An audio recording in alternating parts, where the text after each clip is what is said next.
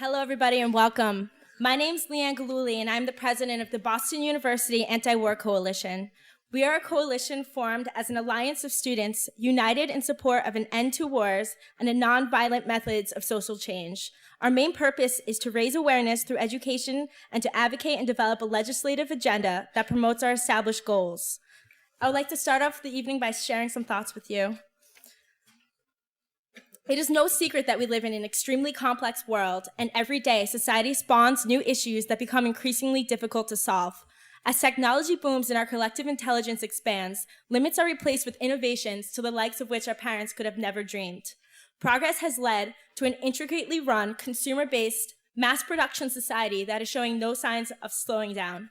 Yet in our current state of affairs, you do not have to look far to see our economic slowdown, increasing unemployment, or lackluster medical care. The incarceration rate in the United States is among the highest in the world, while energy prices are skyrocketing and our ignorance of the looming climate crisis continues. And of course, there's the quagmire that is Iraq, which everybody seems to recognize as a blunder, yet nobody can seem to find a way out of. Information about Iraq has been stale from the beginning. The mainstream media effectively blacks out gruesome pictures of war and the many actions of the anti-war movement while simultaneously misdirecting the public with lofty rhetoric and distracting them with breaking stories about Britney Spears. There are over 4,000 dead American troops and estimates of anywhere from 80,000 to over 1 million deceased Iraqis, the majority of them civilians. With this war, our government has carried out an assault on our civil liberties, from legalizing and justifying torture of innocent people to openly spying on our citizens. While all along, the military-industrial complex is turning out profit in many different arenas, and top government officials personally profit from government contracts that serve the private companies, such as the prime example of Vice President Cheney's Halliburton. This is all topped off with the mind-numbing redundancies of the presidential campaigns, complete with media distractions, personal attacks, and platforms that leave half our citizens feeling disenfranchised. Considering that this country was founded upon the concept of for the people, by the people, it is dismaying that the public interest in U.S. policies has drastically fallen over time, while the detrimental effects these policies have in the rest of the world have exponentially grown. How many more transgressions will our unchecked government commit before people get mad? What does it take for those not awake to the urgency of our distress to finally see it? And what does it take for those who are conscious of our ills to feel obliged to fix it? Some argue that it takes a tragedy, yet when tragedy abounds at every page turn of the newspaper, people are desensitized to it. The lack of outrage at the war in Iraq and our burgeoning domestic issues, most notably from my generation, is due to viewing these issues as distant abstractions. Society desperately needs to be dislodged from the complacent backseat of American politics. Our methods of government are punctuated with rudimental grievances that our politicians attempt to mend with band-aids. Being anti-war means a lot more than just desiring an end to this war. What we are really fighting is a system that has led to massive destruction on a global scale and will continue to without upheaval of our ideology and a restructuring of our political system. That is why undeniable parallels between the wars in Iraq and Vietnam can be drawn, and why the social movements of the 60s are used as a paradigm for today's revolution. And that is why hate has been perpetuated instead of unqualified love. The great enlightenment of our generation will come, but it will not look like it did in the 60s. We, the current students of America, are faced with the difficult task of having to run this place in the future. Some say that there is simply nothing anybody can do to fix it, that the powers that be are too overwhelming to counter, that public dissent is a thing of the past. Here, I like to invoke Margaret Mead, who once said, "Don't ever tell me that a small group of thoughtful people could not change the world. Indeed, it's the only thing that ever has." We must work within the confines of the structures of society, for in the end, it is simply a game of power politics and social status that, when wisely manipulated, can be utilized to put someone of good intention into power. Yet this ultra-concentrated power is undeniably tainting, and the real challenge lies in combating the culture of greed, bigotry, ignorance, and intolerance that permeates the United States. Because these plights are not identified by our increasingly unbalanced media, we turn to the unsung heroes who have been the voices of dissent, the forefront of innovative philosophy, and the ones bold and brave enough to question reality. I will never forget the day I first discovered Noam Chomsky. I had inklings that there was something off about the society I've been living in for 18 years, especially considering the war we had begun in Iraq. Feeling overwhelmed in an attempt to locate some facts, I was sifting through media and I came across an article Professor Chomsky wrote in December of 2002, and my mind was cracked wide open. Part of the article, entitled A Modest Proposal, illustrated a persistent pattern of policies that had been occurring for decades and showed no signs of changing. It was as if I had been staring straight at something for years, yet I was actually seeing it for the first time. Mr. Chomsky's work is like a precision laser, whittling down the cumbersome ideologies indoctrinated into the social psyche, exposing and condemning their flawed underbellies. A true renegade, Professor Chomsky has remained one of the most celebrated and highly demanded voices of revolution since he first took a stance in the 60s. Although relentlessly sought after by international media sources, he is often criticized at home in the US. Most widely recognized for his groundbreaking contributions in the field of linguistics, undergrads cannot take a course in evolutionary psychology, computer science, or international politics without encountering the works of Professor Chomsky. His tall intellect is conditioned with a social consciousness that gives purpose and depth to his works. His flame has been igniting minds and hearts for decades, especially at his beloved school of MIT, where he has taught for the past 53 years. His wisdom is adorned with experience and professed with clarity. Above all else, his individuality is marked by his unique positions, for he has never allowed anybody to put him in a box. Refusing to reside along the established plane of party politics, he has added a dimension to the otherwise horizontal political spectrum. He has taught to dispel preconceived notions, ignore propagandistic headlines, tune out sound bites, fight off your self-serving tendencies, and instead of sharpening differences between one another, recognize the commonalities of man and the potential for justice and peace that exists within each being. He has taught to question everything about your reality, to criticize and debate those in power, to find a more human response to the challenges posed by globalization.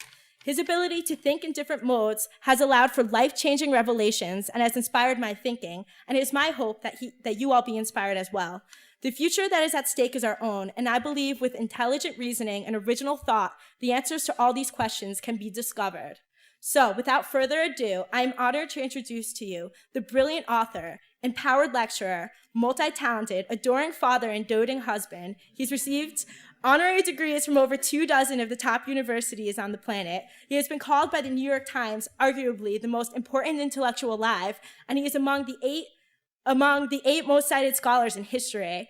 I could go on for hours about all his credentials, literally, but ladies and gentlemen, the one and only Professor Noam Chomsky.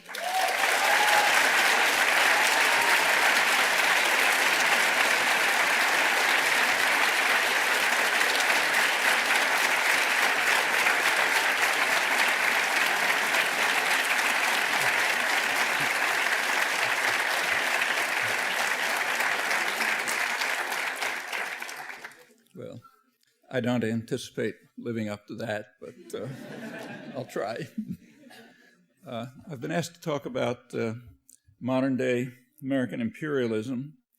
That's a rather challenging task. In fact, talking about American imperialism is a little bit like talking about triangular triangles. The United States is the one country that exists, as far as I know, and ever has, that was founded as an empire explicitly. According to the founding fathers, when the country was founded, it was a nascent empire. That's George Washington. Modern-day American imperialism is just a later phase of a process that has continued from the first moment without a break, going in a very steady line. So we're looking at one phase in a process that was initiated when the country was founded and has never changed.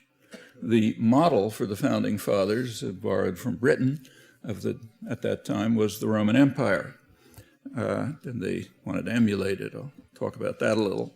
Even before the revolution, these notions were very much alive. Benjamin Franklin, 25 years before the revolution, complained to the British that they were imposing limits on the expansion of the colonies.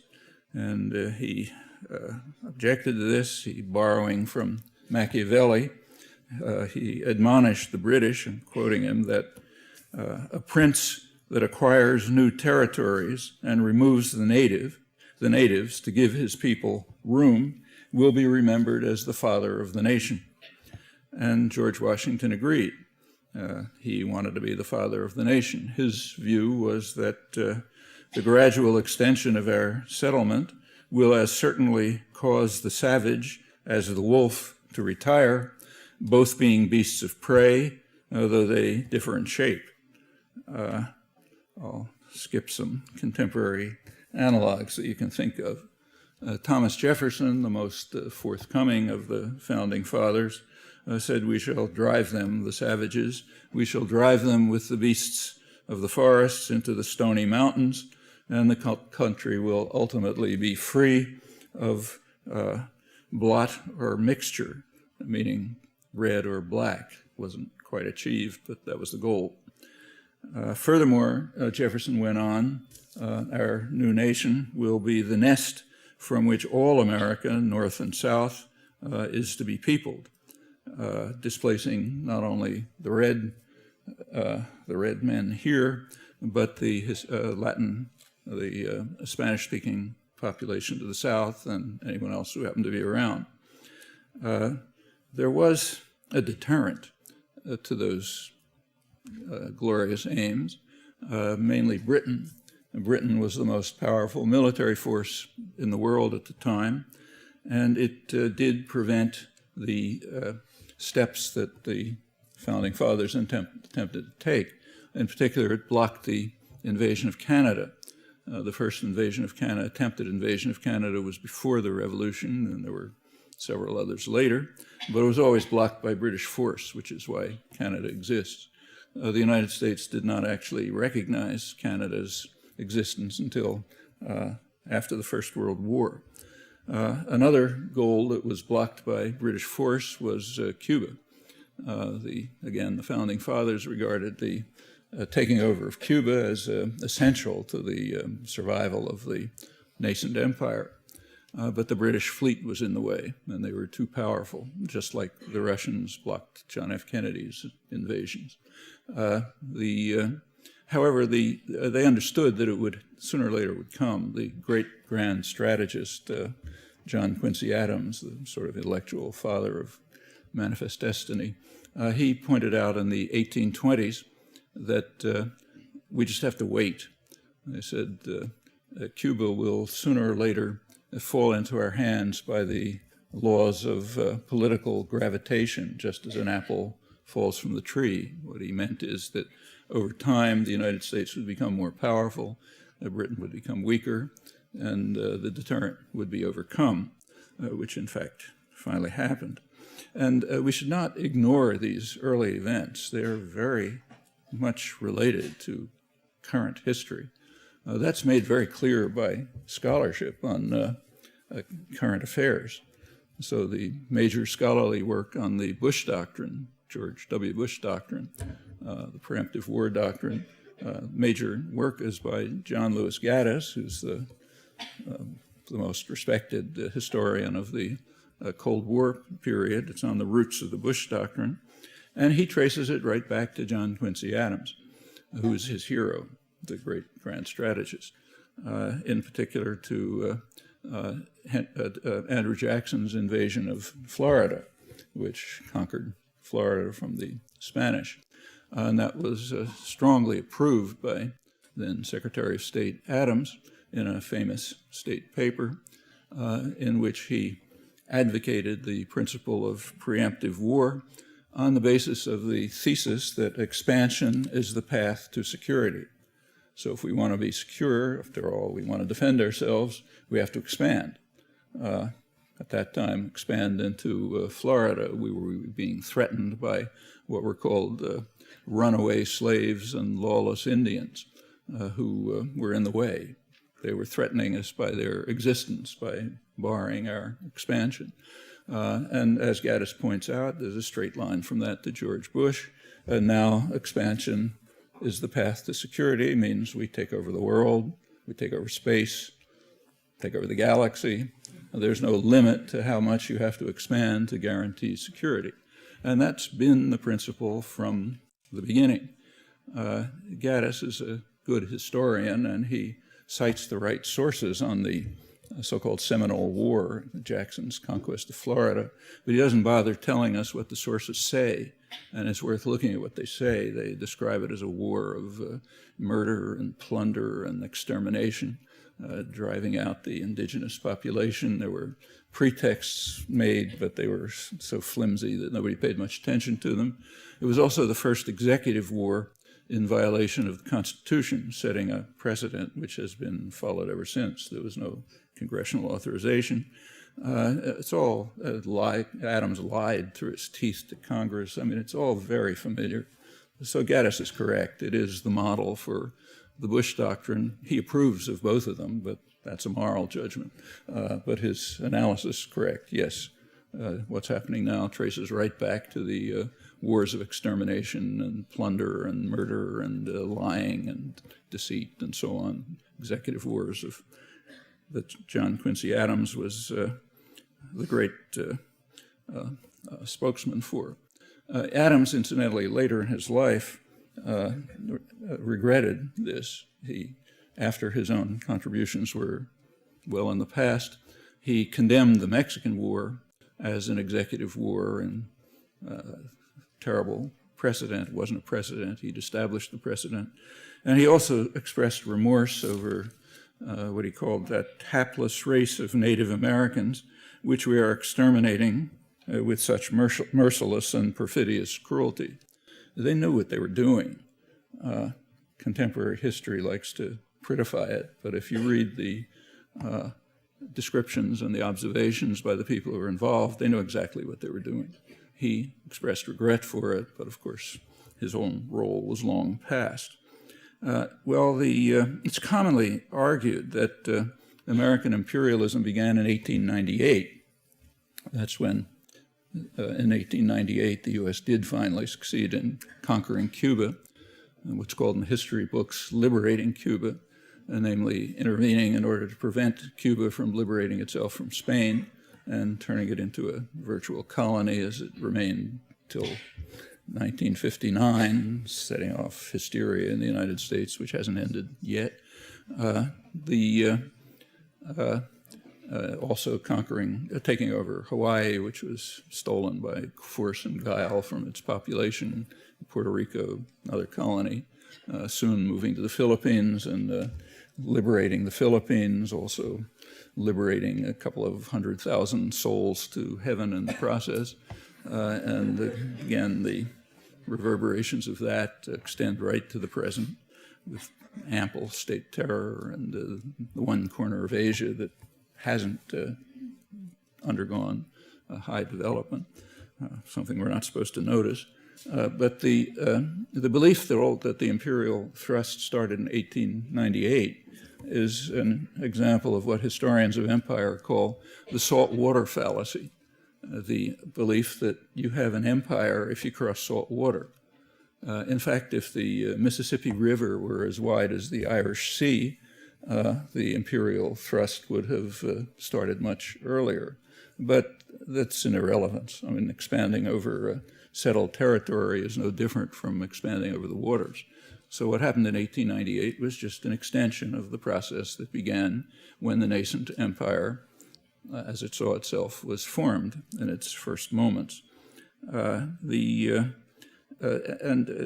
extension to beyond was, again, a lot of this starts right in New England with New England merchants who wanted to, very eager to take over the Pacific trade, the fabulous markets of China, which were always in their minds, which meant conquering the Northwest so you can control the ports and so on, meant kicking the British out and others out and so on. That went on from right here. The goal, as William Seward, who was Secretary of State in the 1860s, pointed out that the central figure in American imperialism, that we have to gain command of the empire of the seas. We've conquered the continent. We're going to settle, take it over. Monroe Doctrine was a declaration that we'll take it over, everybody else keep out. And the process of doing so continued through the 19th century and beyond until today. But now we have to have command of the seas. And that meant when the time was ripe, 30 years later, when the apple started to fall from the tree, given relative power proceeding overseas to the overseas empire. But it's basically no different than the earlier steps. The leading philosophical imperialist, Brooks Adams, he pointed out that this is 1895, we're just on the verge of moving overseas extensively, that all Asia must be reduced to our economic system. The Pacific must be turned into an inland sea, just like the Caribbean had been. And there's no reason, he said, why the United States should not become a greater seat of wealth and power than ever was England, Rome, or Constantinople. Well, again, there was a deterrent. The European powers wanted a piece of the action in East Asia, and Japan by then was becoming a formidable force. So it was necessary to explore more complex modes of gaining command of turning the Pacific into an inland sea and going on. And that was lucidly explained by Woodrow Wilson, who is one of the most brutal and vicious interventionists in American history. The probable permanent destruction of Haiti is one of his many accomplishments.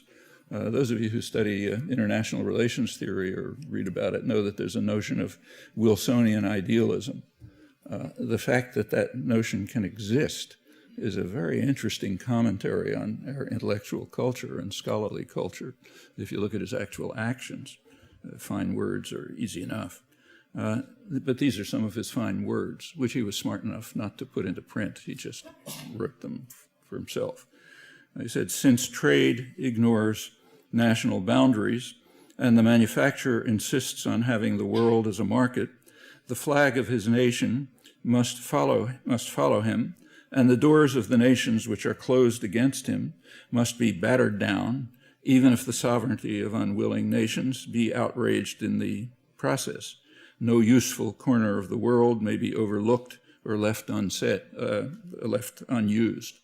That's 1907. There's a current version of that, a crude version by Thomas Friedman, who says that McDonald's cannot flourish without McDonnell Douglas, meaning the U.S. Air Force. Well, that's a crude version of Wilson's point. You got to batter down the doors by force and threat, and no corner of the world must be left unused, no useful corner. There was a watershed in this process at the time of the Second World War. At the time of the Second World War, the U.S. already had by far the largest economy in the world and had for a long time, but it wasn't a major player in world affairs. Britain was the leading player, France second, the United States lagging. It controlled the hemisphere, had made forays into the Pacific, but it was not the leading player. However, during the war, U.S. planners understood that the war was going to end with the U.S., the world dominant power. However, it turned out other competitors were going to destroy themselves and each other, and the U.S. would be left alone at comparable security. In fact, the U.S. gained enormously from the war. Industrial production virtually quadrupled. The war ended the Depression. The New Deal measures hadn't done so. The U.S. ended, at the end of the war, the U.S. had literally half the world's wealth, and competitors were virtually either damaged or destroyed, and incomparable security. Controlled the Western Hemisphere, controlled both oceans, controlled the opposite side of both oceans. Just nothing remotely like it in history. And during the war, planners understood that something like that was going to turn out. It was obvious from the nature of the war. From 1939 to 1945, there were high-level meetings, regular meetings of the State Department planners and the Council on Foreign Relations, the sort of main external non-governmental input into foreign policy. And they laid careful plans for the world that they expected to emerge. It was a world, they said, in which the United States will hold unquestioned power and will ensure the limitation of any exercise of sovereignty by states that might interfere with U.S. global designs. Incidentally, I'm not quoting neocons. I'm quoting the Roosevelt administration, the peak of American liberalism. They called for what they called an integrated policy to achieve military and economic supremacy for the United States and bar any exercise of sovereignty by anyone who would interfere with it. And they would do this in a region that they called the Grand Area. Well, in the early part of the war, 1939 to 1943, the Grand Area was defined as the Western Hemisphere routinely, the former British Empire, which the U.S. would take over, and the Far East. That would be the Grand Area. They assumed at the time that there would be a German-led world, the rest, so it would be a non-German world, that's us, and a German world. As the Russians gradually ground down the Nazi armies after 1942, it became pretty clear that there wouldn't be a German world. So the Grand Area was expanded to be as much of the world as could be controlled, limitless. That's simply pursuing the old position that expansion is the path to security for the nascent empire of 1776. These policies were laid down during the war, but then they were implemented right after the war. In fact, now that we have available in the declassified record the planning documents of the late 1940s, it turns out they're not very surprisingly very similar to the wartime planning. One of the leading figures was George Kennan, who was head of the State Department policy planning staff. He wrote one of his many important papers in 1948, PPS 23, if you want to look it up, noted that the United States has half the world's wealth, but only 6% of its population. And our primary goal in foreign policy must be, as he put it, to maintain this disparity. And in order to do so, we must put aside all vague and idealistic slogans about democracy and human rights. Those are for public propaganda and colleges and so on. But we must put those aside and keep to pure power concepts. There's going to be no other way to maintain the disparity.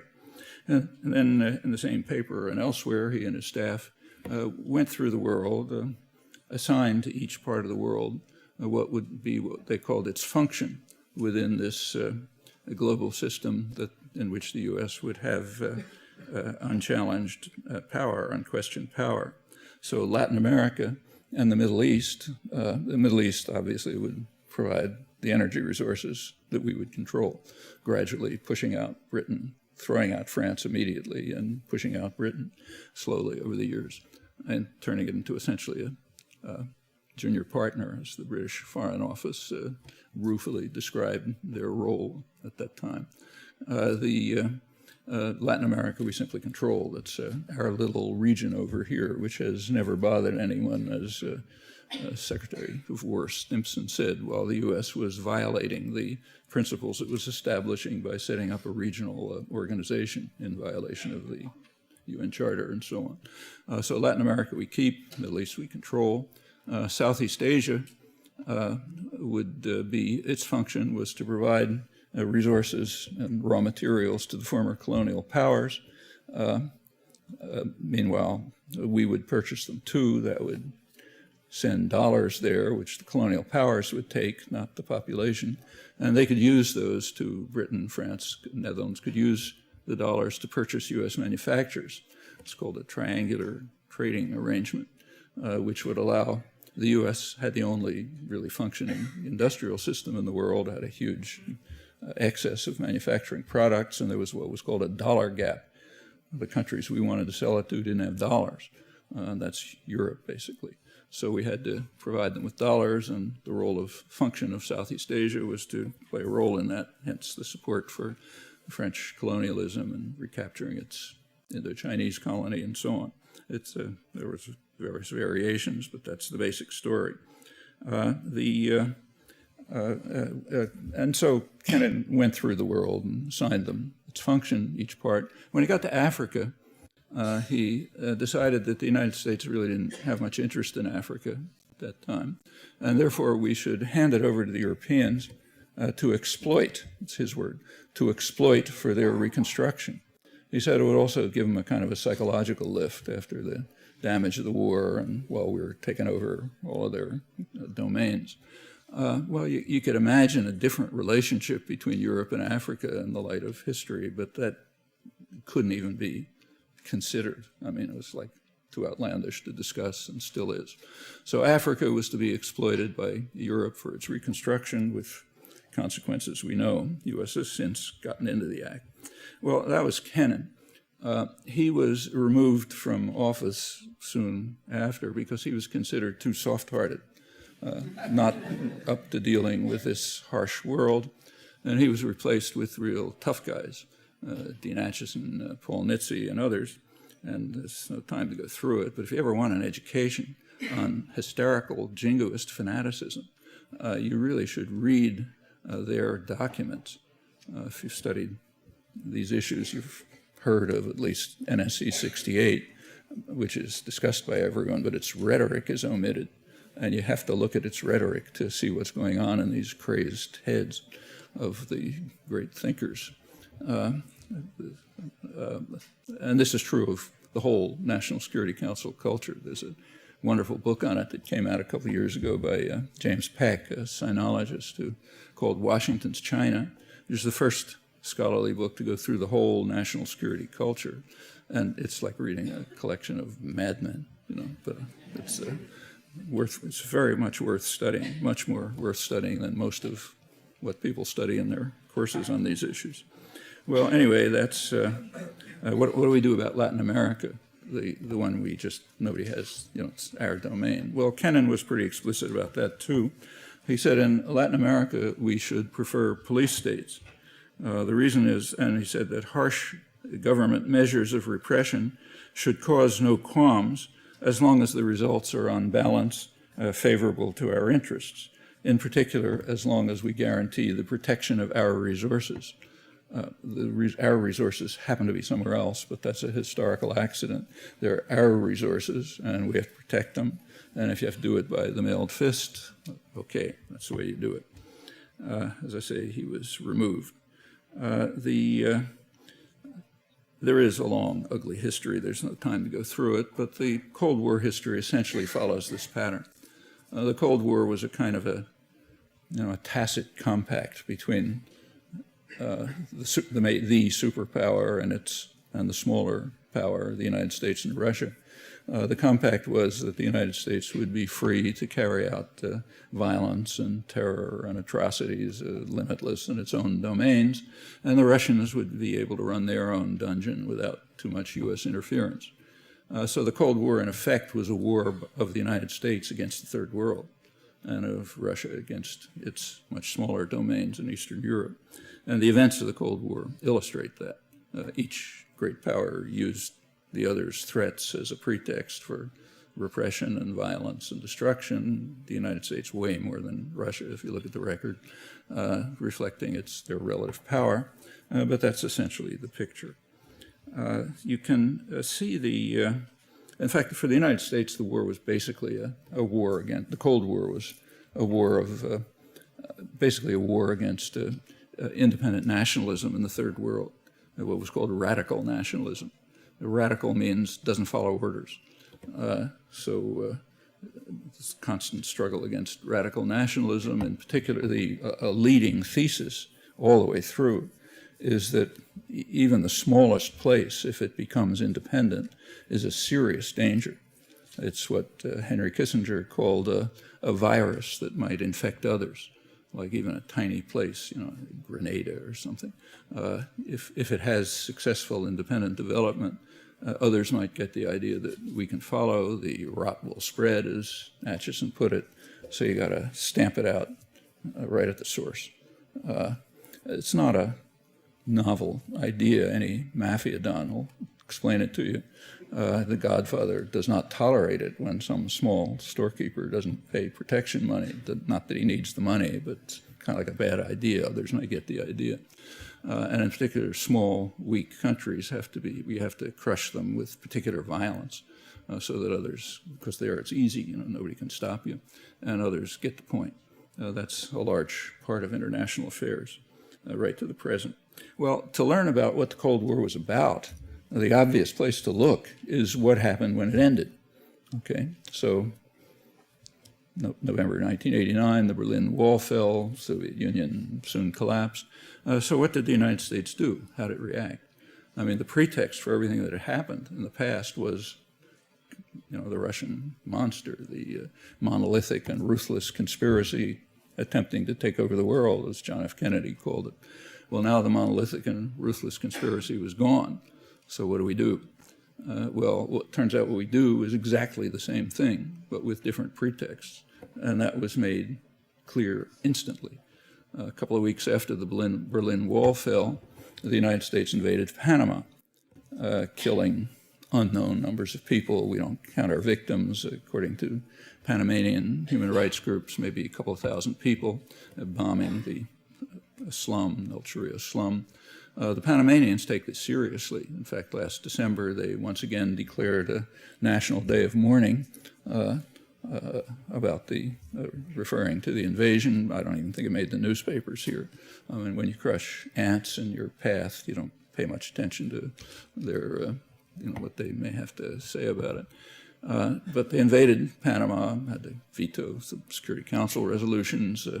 The point of the invasion was to kidnap a kind of a minor thug, Noriega, who was kidnapped, brought to the United States, tried, sentenced, long sentence, a sentence for crimes that were real, but he had committed them when he was on the CIA payroll, almost without exception.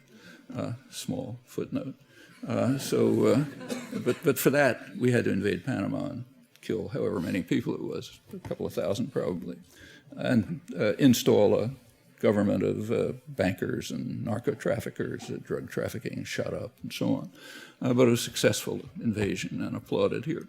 It was kind of a footnote to history. That's the kind of thing the U.S. does in its domains all the time. But it was a little different. For one thing, the pretexts were different. This time, it wasn't we were defending ourselves against the Russians. It was we were defending ourselves against the Hispanic narco-traffickers who were going to come and shoot up our kids and destroy the country and so on. And in fact, Noriega was a minor narco-trafficker who had mostly been working for the CIA. But he became unacceptable when he started dragging his feet on following orders, like he didn't participate enthusiastically enough in the U.S. terrorist war against Nicaragua and so on. So he obviously had to go. Well, one difference was that it had different pretexts. Another was that the United States was much freer to act. That was pointed out right away by Elliott Abrams, who's now he's now back in office running Middle East affairs. He pointed out right away that the invasion of Panama was different from what had preceded because we didn't have to be concerned about the Russians stirring up trouble somewhere in the world. We were free to use force without impediment. Correct observation goes on right until today. Many of the violent acts that the U.S. has carried out since then, it would have hesitated seriously about if there was a deterrent. But now there are no deterrents anymore, so you do what you like. That was a change. Again, if you want to learn more about what the Cold War was about, have a look at the documents that were produced right afterwards. This is George Bush I. Right after the early 1990, he gave his new budget request. There was a new national security strategy, and they described what the post-Cold War world would be. Turns out exactly as before. We still have to have a huge, massive military force, but we have to maintain what they call the defense industrial base. That's a euphemism for high-tech industry. For the public and so on, you talk about our belief in free trade and free enterprise and so on. But anyone who knows anything about the U.S. economy knows it's based on the state, extensively on the state sector. High-tech industry is very largely within the state sector, and it's under a government, typically under a Pentagon cover as long as it's electronics based. And that's called the defense industrial base. So we have to maintain the huge public subsidy to high-tech industry called the defense industrial base. We have to have a massive military, but it has different targets. as they pointed out before this, we were aimed at a weapons-rich target, namely Russia. Now we're aiming at a target-rich region, namely the Third World. They don't have any weapons, but there are a lot of rich targets there. So that's what we need the major military forces for. In fact, that's pretty much what it was in the past too, but now it's openly conceded. We have to, with regard to the Middle East specifically, we have to maintain intervention forces directed at the Middle East. And then comes this interesting comment. We need the same intervention forces directed at the Middle East, where the problems that we faced could not have been laid at the Kremlin's door. Okay, so sorry, folks, we've been lying to you for the last 50 years, claiming we're defending ourselves against the Russians. But now that the Russians aren't there, it turns out the problems couldn't have been laid at the Kremlin's door, which is correct. The problems were independent nationalism, and they continue to be so. But now it's said open and clear because the pretext is gone. We have to also be concerned now about what they call the technological sophistication of third world powers. It's a really overwhelming threat. It's kind of like Hillary Clinton a day or two ago saying that if Iran attacks Israel with nuclear weapons, we'll obliterate Iran. The chance of Iran attacking Israel with nuclear weapons is somewhere below an asteroid hitting Israel, but it doesn't matter. It's a nice throwaway line. But that's the kind of threat we have to worry about. It's kind of like Ronald Reagan in 1985 strapping on his cowboy boots and declaring a state of national emergency because of the threat posed to the national security of the United States by the government of Nicaragua, which was only 2 days away from Harlingen, Texas. So we really had to tremble in terror. Well, that's that's standard. It had to increase after the end of the Cold War with the main pretexts gone, and it has. This is all consistent with a conception of aggression that has developed through the period and right up till today. It's very lively today. Aggression has a meaning, but that meaning doesn't apply to us. By U.S. leaders, aggression means resistance. So anyone who resists the United States is guilty of aggression. And that makes sense if we own the world, so any act of resistance is aggression against us. So when the U.S. invaded South Vietnam in the early 1960s under Kennedy, Kennedy said we're defending ourselves against what he called the assault from within. And the leading liberal light, Adlai Stevenson, described it as internal aggression. So internal aggression by South Vietnamese against us, and of course we're there by right because we own the world. That continues right to the present. So skip a lot of time because nothing much changed and come right up till today. So the big problem of the Middle East now, read the Washington Post a couple days ago, is the growing aggressiveness of Iran. That's what's causing the problems of the Middle East. Well, aggression has a meaning. It means sending your armed forces into the territory of some other state. When the latest case of Iranian aggression was a couple of centuries ago, unless we count Iranian aggression that was carried out under the Shah, which we approved of, the tyrant who we imposed, conquered a couple of Arab islands, but that was okay. But nevertheless, we have to defend ourselves against Iranian aggression in Iraq, in Lebanon, and in Gaza, where Iran is carrying out aggression, meaning people there are doing things we don't like, and Russia isn't around, so we'll blame it on Iran. That's aggression. And there's a lot of discussion about aggression inside Iraq, carried out by the renegade cleric, Muqtada al-Sadr. If you read the press, you might get the idea that Muqtada's first name is renegade. It's hardly a phrase, a reference to him that doesn't talk about the renegade Muqtada al-Sadr.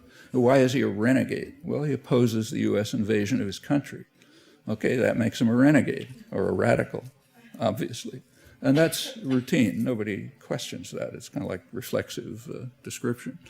Condoleezza Rice was asked a little while ago in a TV interview, how could we end the war in Iraq?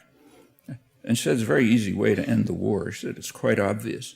Stop the flow of arms to foreign fighters. Stop the flow of foreign fighters across the border. That'll end the war in Iraq. Well, you know, if somebody was looking at this who hadn't been adequately brainwashed by a good Western education, they would collapse in ridicule. I mean, yes, there are foreign fighters in Iraq and plenty of foreign arms in there, namely from the country that invaded Iraq. But they're not foreign, remember? They're indigenous, because we're indigenous everywhere. That follows from owning the world, going back to the nascent empire spread. So therefore, we're not foreign fighters there or anywhere else. We're indigenous, and it's the foreign fighters who have to be stopped. And actually, the concept of aggression has expanded recently. There's a couple of, back in January, you may have seen there was an important statement by 5 former NATO commanders, which was reported. The big issue was that they had said we have to base our military posture on possession of nuclear weapons. But it's nothing new. It's always been true. It was strongly advocated by the Clinton administration, but in much stronger terms, in fact. But that was what was reported. However, what was interesting was, and the one thing that was new, was their expansion of the concept acts of war. They said acts of war against which we must defend ourselves by the use of nuclear weapons, if necessary, is using weapons of finance. Okay, so if a country uses weapons of finance against us, that's an act of war, and we have to be ready to use nuclear weapons if necessary. Well, 2 months after, in late March, the United States Treasury Department warned the world's financial institutions against any dealing with Iran's state-owned banks. Now, those warnings have teeth, thanks to the Patriot Act. A little noticed element of the Patriot Act permits the United States to bar from access to the United States financial system any country that violates its orders. Meaning if a German or a Chinese or other bank tries to have dealings with Iran, they can be barred from the U.S. financial system, which is a cost that very few are willing to bear, and is in fact a declaration of war, and by the judgment of the 5 NATO commanders, an act of war against which Iran is entitled to respond any way it likes, perhaps with nuclear weapons or terror or whatever, according to these judgments. Now, you'll notice that there's a serious logical fallacy in what I've just been saying. It overlooks 2 fundamental principles, which are the crucial principles of world order. The rest is footnotes. The first principle is that we own the world and Iran doesn't. So therefore, the principles don't apply to us. They only apply to others. And kind of a corollary to that is that everything we do is necessarily with the best of intentions. That's a tautology. You don't have to give evidence or arguments. And that's a constant feature of the intellectual culture, almost without exception, across the spectrum. So, for example, during the invasion of Vietnam, I hope I don't have to describe it to you, but it killed several million people, destroyed 3 countries. It's just a monstrous atrocity. And it was, if you look over there was vast discussion of it, mainstream discussion. But if you look closely, you'll find that there was never a principled critique of the war. That was not permissible.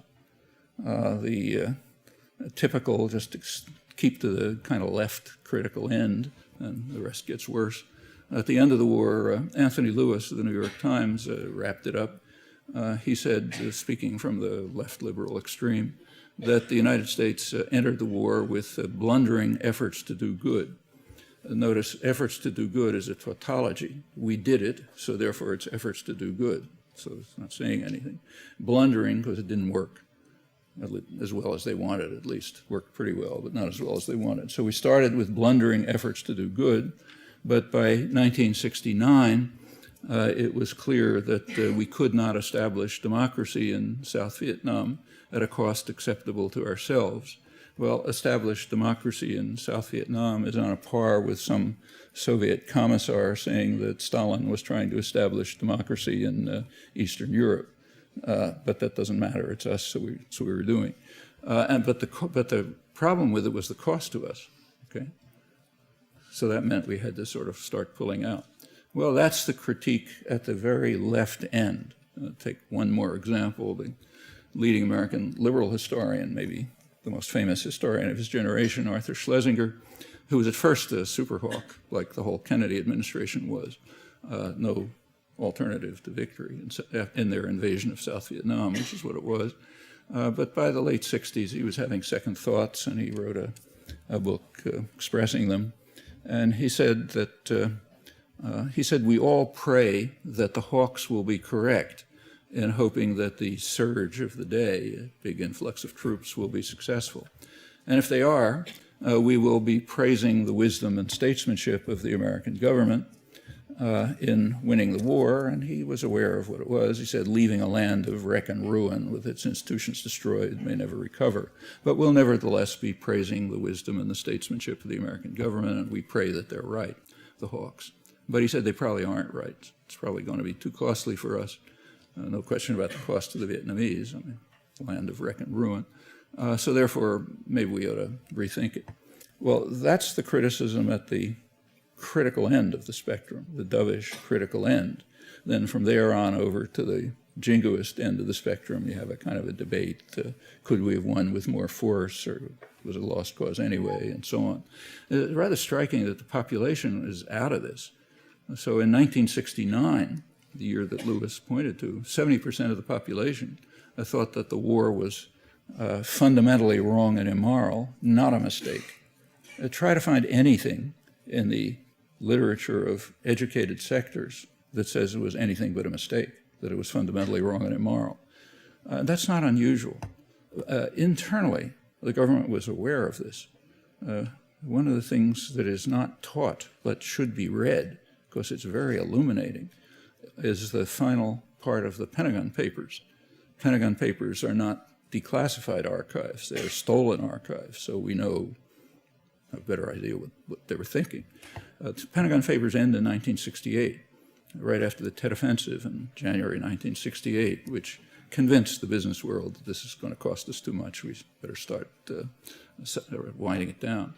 There was a request from the government to send another couple 100,000 troops to Vietnam, but they were dubious about doing it and didn't do it finally because they were afraid that there would be an uprising in the United States, a popular uprising of unprecedented proportions, and they would need the troops for civil disorder control because of protest among underprivileged people, women, youth, and others who just weren't going to take anymore. Well, that tells you that they didn't admit that they were listening, but they were, and they always do. They needed the troops for control, and they sort of slowly started backing off. Another 6 years of war, devastated Laos and Cambodia and much of Vietnam, but at least they started winding down. Well, that was 1969. Notice that you can take the rhetoric about the Vietnam War and translate it almost verbatim into discussion of the Iraq War. There is no principled critique within the mainstream. And nobody can, by principled critique, I mean the kind of critique that we would carry out reflexively and do when somebody else commits aggression. Say when the Russians invade Czechoslovakia or Afghanistan or Chechnya, we don't ask, is it too costly? In fact, it wasn't costly at all. It practically killed nobody in Czechoslovakia, Chechnya, after reducing the place to ruin.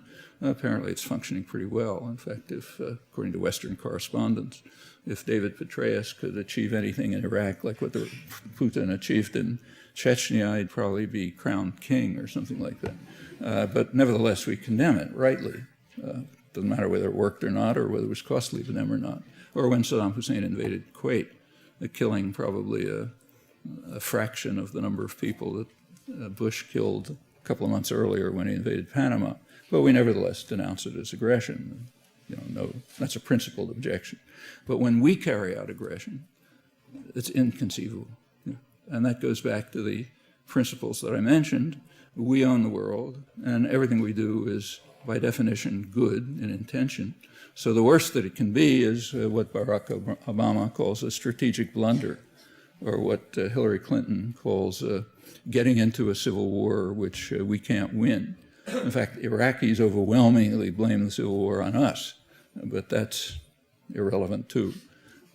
That's the level of critique, and it follows from the principles that I mentioned, and it governs news coverage too. In fact, pretty openly. Here's John Burns, who's the dean of correspondence, most senior, most respected correspondent in Iraq after a long career. He says that the United States is the prominent economic, political, and military power in the world, and has been the greatest force for stability in the world, certainly since World War II. It would be a dark day if the outcome in Iraq were to destroy the credibility of American power, to destroy America's willingness to use its power in the world to achieve good, to fight back against totalitarianism, authoritarianism, gross human rights abuses. Okay, in other words, that's the framework of reporting. Reporting must be cheering for the home team. Nothing else is conceivable because of the depth of these principles which are instilled into people in the educational system and propaganda. You can't see the world in any other terms. So it's neutral, objective reporting to say we're cheering for the home team. And it's quite open. That's interesting that he said it so clearly, but he says that's particularly true, he says, in the Middle East. Notice it makes not the slightest difference what the people of the world or the Middle East think. That's not relevant. Or for that matter, what the people in the United States think. So the Vietnam War was benign efforts to do good, which were too costly to us, even when 70% of the population said that's fundamentally wrong and immoral, not a mistake. Population here is as irrelevant as the population in the rest of the world, unless you're frightened of them, and you have to keep your troops here for civil disorder control. What do people think? Well, what people think we know from international polls that are regularly taken. They think that the United States is the most frightening, dangerous country in the world. Not John Burns' line. What about and there's overwhelming opposition to U.S. force, just almost everywhere. It's also true of the Middle East, and there's nothing new about it. So our current George Bush, after 9/11, asked why do they hate us, and went on, they hate our freedoms, and so on. You remember that. What the press should have reported is that he was just repeating a question that President Eisenhower asked in 1958. Eisenhower asked his staff, why is there a campaign of hatred against us among the people of the Middle East? And the National Security Council, the highest planning agency, had provided an answer. He said the people in the Middle East, their perception is that the United States supports brutal tyrannies, blocks democracy and development, and does so because we want control of their oil. And then they went on to say, yeah, perception's more or less correct, and that's the way it ought to be. So therefore, there's a campaign of hatred against us. And so it continues. After 9/11, the Wall Street Journal, to its credit, conducted some polls in the Middle East. They didn't care about the general population, what's demeaningly called the Arab street. They polled what they called moneyed Muslims, bankers, managers of multinational corporations, kind of guys we like. And they found pretty much the same thing as 1958. They don't have any objection to neoliberalism or any of this stuff. In fact, they love it. But they condemn the United States for supporting harsh, tyrannical regimes, which it does, and opposing democracy and development, which it does, because we want to control their energy resources. By 2001, they had other objections, namely Israel's U.S.-backed vicious repression and dispossession of Palestinians, which is ongoing, and also the sanctions against Iraq. The sanctions against Iraq didn't get much play here because we don't pay attention to our crimes. That's crucial. That's part of the principle that everything we do is good. But they do pay attention. And in fact, we know a lot about them, or we can if we want to. There were two directors of the Oil for Food program, supposedly the humanitarian part of the sanctions. Both of them resigned because they regarded the sanctions as genocidal, carrying out a huge massacre of the population. The Clinton administration would not permit them to transmit their information to the Security Council, which was technically responsible. And the media agree. The spokesman for the State Department, James Burns, said that, referred to Hans von Sponeck, the second of them, as, he said, this man in Baghdad is paid to work, not to talk. And the press agrees and scholarship agrees, so they're suppressed. They knew more about Iraq than any other Westerner. They had hundreds of observers running around the country sending back reports. But you can do a Google search and find out how often they were allowed to speak in the United States in the run-up to the war, or for that matter, since. Von Sponeck, who's a very distinguished international diplomat, wrote a book about it about 2 years ago called A Different Kind of War. I don't think there's a reference to it in the United States, let alone a review.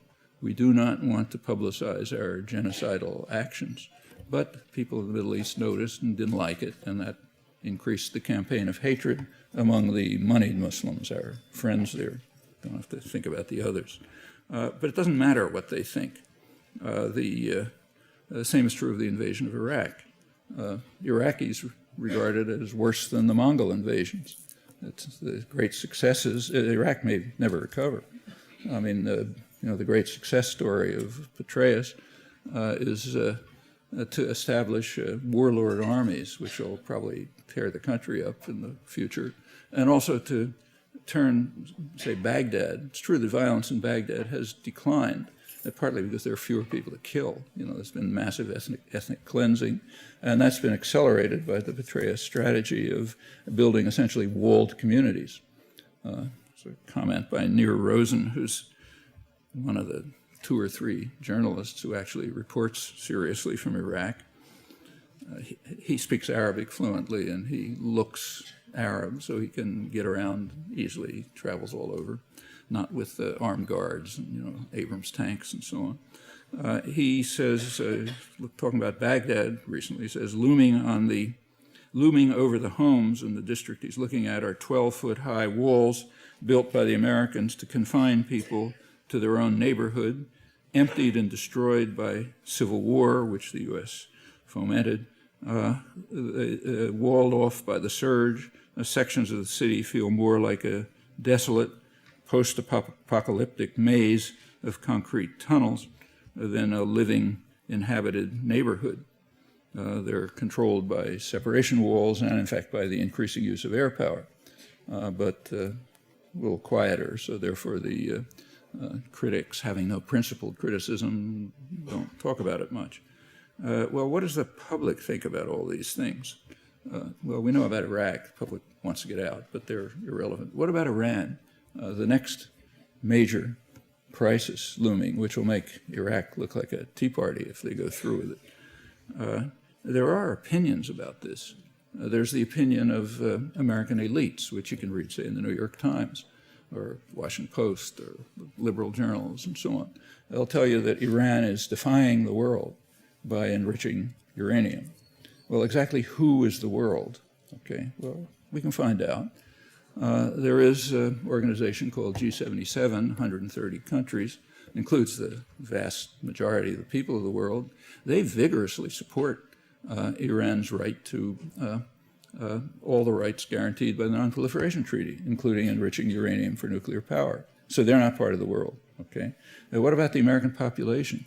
An overwhelming majority of the American population agrees with G77, namely that Iran should have the right to produce nuclear energy, but not nuclear weapons. So the American population is not part of the world. So non-aligned countries are not part of the world.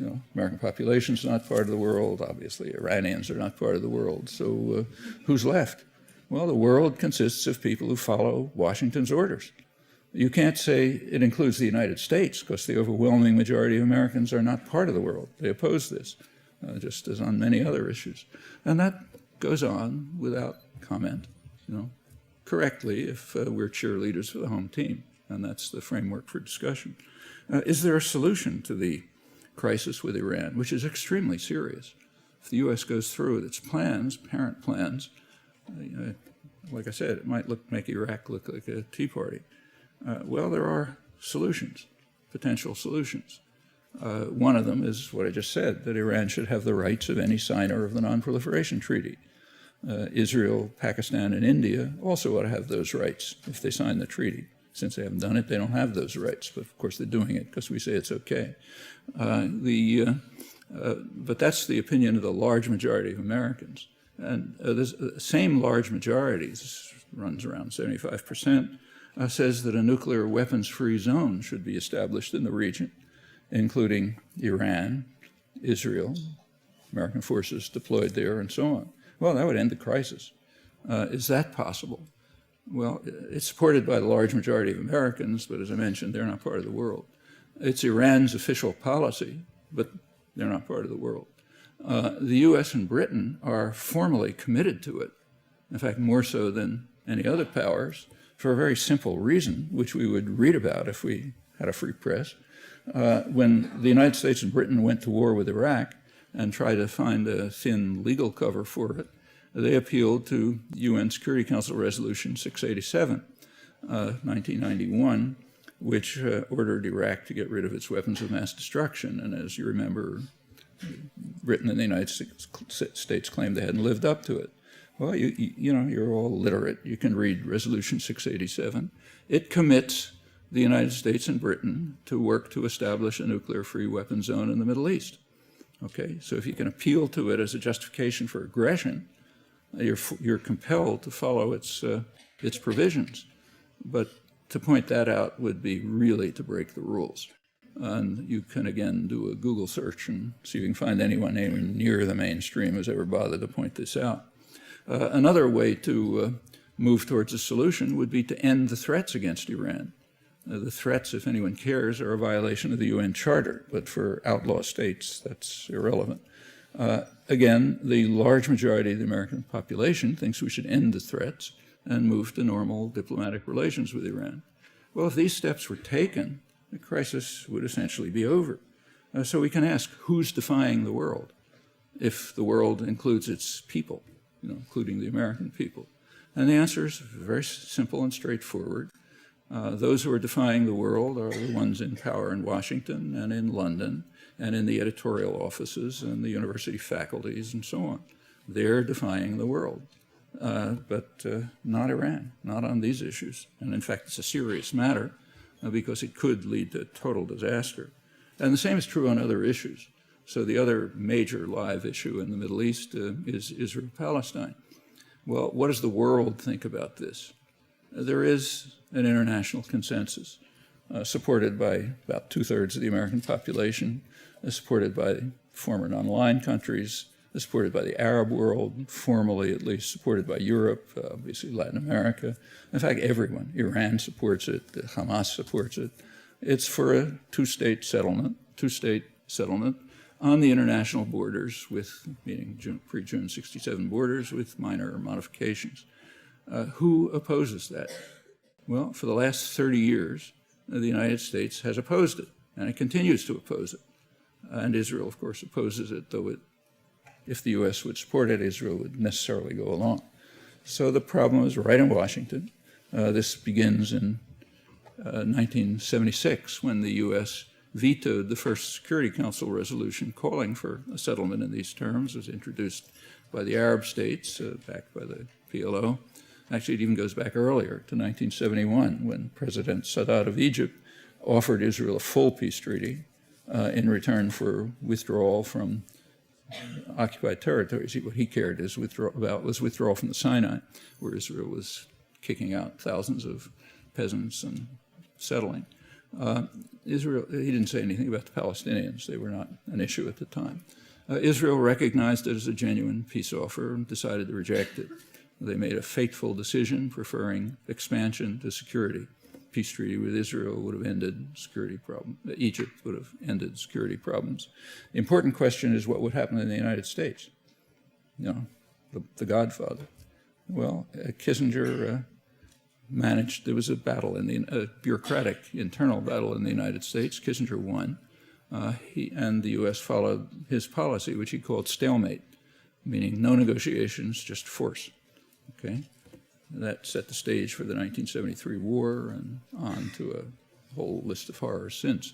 And up till today, the United States and Israel have been leading the rejectionist camp. By now, they are the rejectionist camp, not the U.S. population, but the governments. So who's defying the world on this issue? Is there a possible settlement? Sure there is, but it resides here. In fact, on issue after issue, the major problems happen to be right here, which is a very optimistic conclusion because it means that we can do something about it. It's here that we can have an influence, not elsewhere. I'll stop.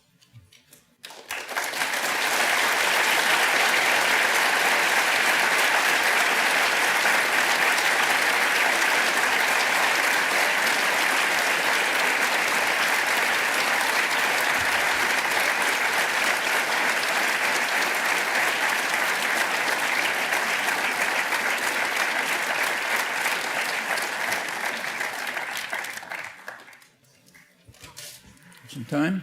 Yeah. If anyone has any questions, there's mics set up. 3 mics. You can come on down.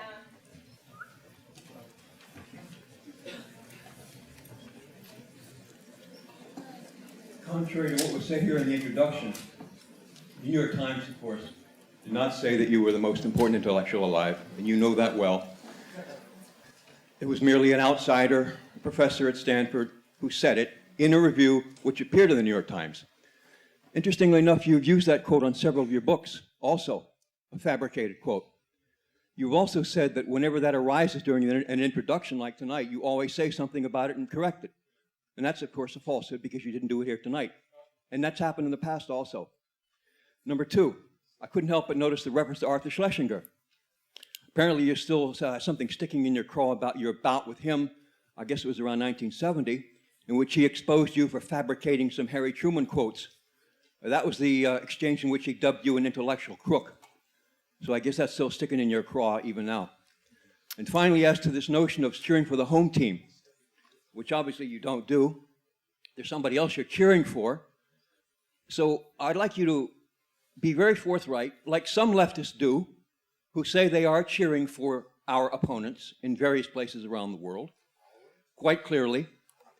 Do you have the courage to tell us right now that you are pulling against us in Iraq and Afghanistan, that you're hoping we fail, that you support the terrorists, or you might call them freedom fighters, hoping they kill Americans? We get the point, yeah. Can I go through these points?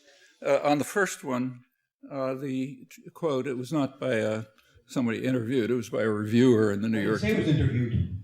He wasn't, you said he was interviewed. I did not say that. Listen up. You did, but it doesn't matter. A book review. It was a book review, right? And it's true that I didn't bother to correct it tonight, but I almost always do it because it's funny. It's a very funny thing. What he actually said is, he's the most important intellectual in the world. How can you write such terrible things about U.S. foreign policy? I like that quote, so I invariably... That's not accurate either. I invariably correct it. You say you see it on the backs of books. If you take a look at the publishing industry, you'll find that the author has absolutely no control over what appears in blurbs. Nothing. If I had a choice, I'd tell them not to use it, of course, and I often do. But they like to use it, and then I correct it when it's brought up. That's because I think the actual quote is quite interesting. So that's one. As for Schlesinger, you've got the story backwards. I criticized Schlesinger on these points in a book that appeared in 1969, which he was furious about. And in his review of that book, which was a furious review, he tried to find some error, And he found an absolutely trivial error, so small that it was corrected 2 months later in the second printing. But he's been screaming about it. He's screamed about it ever since, and people like you do too. The error was that in quoting a speech by Harry Truman, okay, instead of quoting his actual speech, I quoted a virtually verbatim paraphrase of it by a leading respected commentator, James Warburg.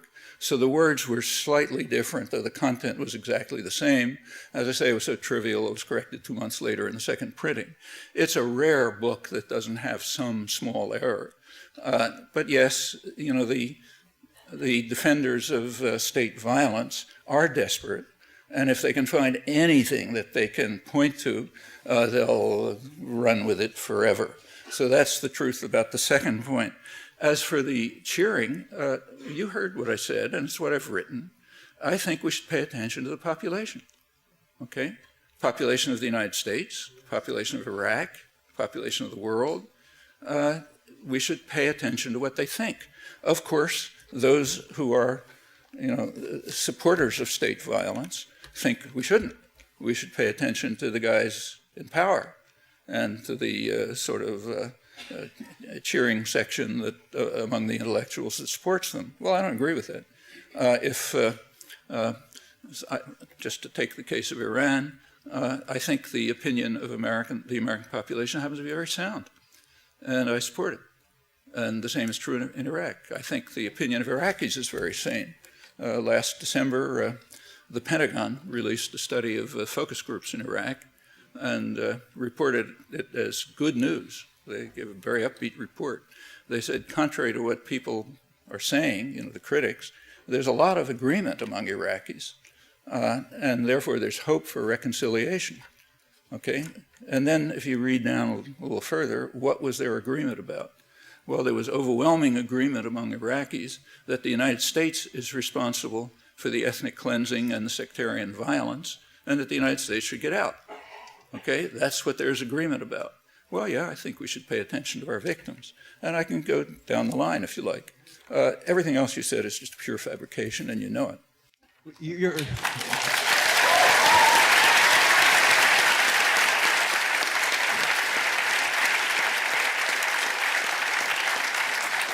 If you want to write me an email about it, I'll be glad to give you, you know. You haven't got the courage to tell who you're cheerleading for. Pardon?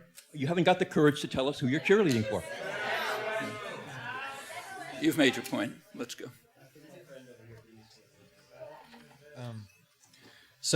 Decades ago, the U.S. instituted a policy of undercutting foreign food markets. I'm sorry. Could you raise your hand, whoever's talking? Oh, over there. Oh, sorry. Yeah. Go ahead. Decades ago, the U.S. instituted a policy of undercutting foreign food markets via U.S. subsidies. Recently, U.S. farm subsidies have shifted to ethanol markets, much to the chagrin of almost every third world nation, and furthermore, much to the disinterest of almost every major media network. What role, if any, do you think this food crisis will play in U.S. expansionist policies? Well, just to clarify a little bit, when the ethanol craze began, it was overwhelmingly cheered by the media and commentators and so on, not by everyone. I mean, I wrote an article criticizing it. In fact, there was even an article in Foreign Affairs criticizing it. So there were critics. But it didn't take much thought to realize that shifting of cropland to ethanol production, to fuel, was going to cause an increase in prices of food and a shortage of food. I mean, you know, it doesn't have to be a genius to figure that out. It's particularly true when it's U.S. ethanol. It wouldn't have been so obvious, and maybe wouldn't have even been true, if it was Brazilian ethanol. Brazilian ethanol is made from sugar. It's much more efficient, and it's much cheaper. And in order to keep the ethanol industry functioning here, the government has to, first of all, provide huge subsidies to agribusiness, and also to impose a huge tariff to prevent much cheaper and more efficient Brazilian ethanol from getting into the country. The technical term for that is free trade. Okay, but if it's so it's a big gift to agribusiness.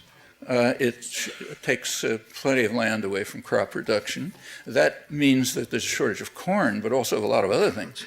You know, if land is shifted to corn production, inefficient corn production for ethanol, it's not being used for soybeans and peas and so on. So that gets reduced. Same happening in the third world. Third world countries that are, say, producing soybeans may shift to using to crops that will be bought up by the rich for ethanol. And that's happening too. So it spirals, and yes, it's one of the factors leading to a very serious food crisis. Just how much of a factor that is pretty hard to estimate. So the drought in Australia is also a big contributory factor. But you know, all of that's kind of irrelevant. We can't do anything about the drought in Australia. The one factor we can do something about is the use of cropland for fuel. And ethanol is not particularly efficient from the point of view of pollution or energy inputs and so on and so forth.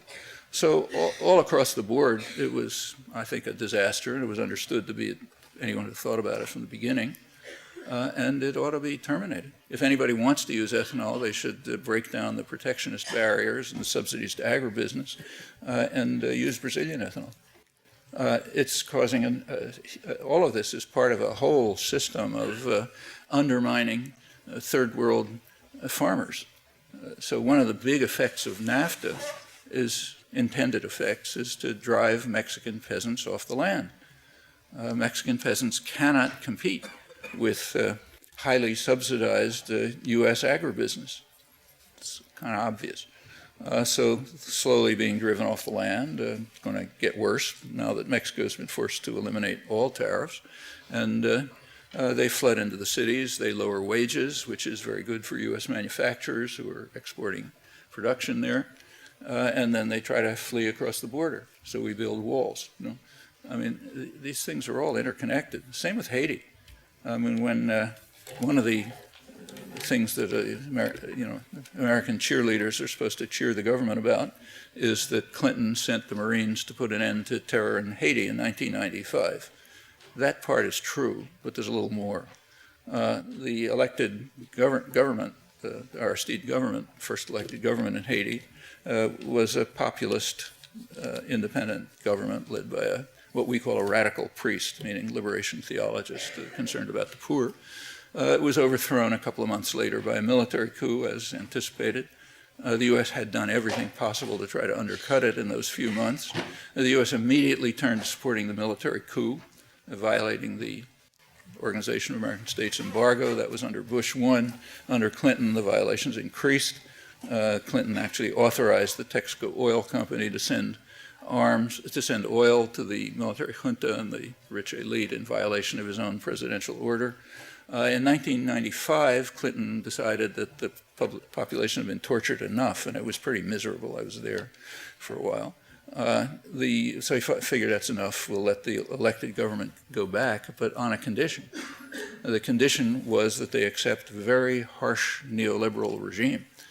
I mean, drop all your tariffs, drop all support for local production, and so on. Well, the outcome was completely predictable. I'm not saying it in retrospect. I and others wrote about it at the time. Haitian rice farmers are pretty efficient, but they cannot compete with highly subsidized U.S. agribusiness exporters. So now Haiti's short of food, and you're getting food riots. Yeah, predictably. That's the consequence of following such policies. And again, it doesn't take genius to figure them out. It's kind of like an elementary school student can figure it out. And this is happening in many places. So your point is very significant. There is a major food crisis, and we're not helping.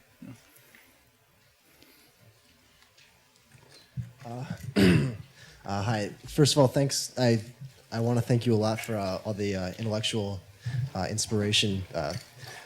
All these matters are a lot more interesting now that they make sense. And I've been following the news a lot lately with Iraq, and it seems like there's some deal of escalation going on in Iraq.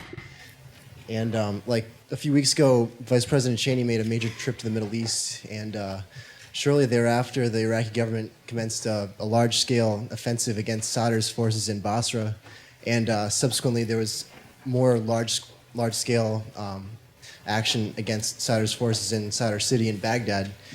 And there was an interesting phrase that was used in an article I saw. There were Iraqi tanks attacking Sadr City. I'm sorry, I didn't hear the last.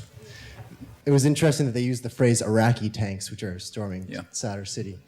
But I was thinking about this, and it seems like our policy on the war in Iraq has been almost remarkably restrained. It seems like we've been concentrating mostly on like the green zone and the oil infrastructure. And so given these recent escalations, I was wondering if you thought perhaps we're going to attempt to ferment some kind of like increased violence and bloodbath and perhaps use that as a pretext for additional action in Iran. And I was wondering what your thoughts are on this. Well, you're right that the war in Iraq is restrained by comparative standards. Killed 100,000 people, maybe over 1 million, may have destroyed the country forever. It's worse than the Mongol invasions and so on. Yeah, but that's restrained. For example, it's nothing like the attack on Vietnam. I'm not even close. The Iraq War has never reached the scale of Vietnam in about 1965. At that time there was no protest. And there are a couple of reasons for that. One reason is that the American population is much more strongly opposed to aggression than it was in the 1960s. That's part of the civilizing effect of the activism in the 60s. It had a big effect on the population, on all kind of things. Support for civil rights, for women's rights, the environmental movement, all the kinds of things I was quoting about the American Indians. Those were standard attitudes in the 60s, not even questioned. The kind of things that kids were reading in school texts, say my own children in the late 60s, you couldn't find in the most backward, crazed part of the country today. It wouldn't be permissible. All of this is a civilizing effect. That's why the 60s are constantly condemned as the time of troubles, kids going crazy and so on. They committed a crime. They civilized the country. And one of the forms of civilization was opposition to aggression. So contrary to what is commonly said, protest against the Iraq War is far beyond protest against the Vietnam War at any comparable stage. At this stage of the Vietnam War, there was no talk about withdrawal.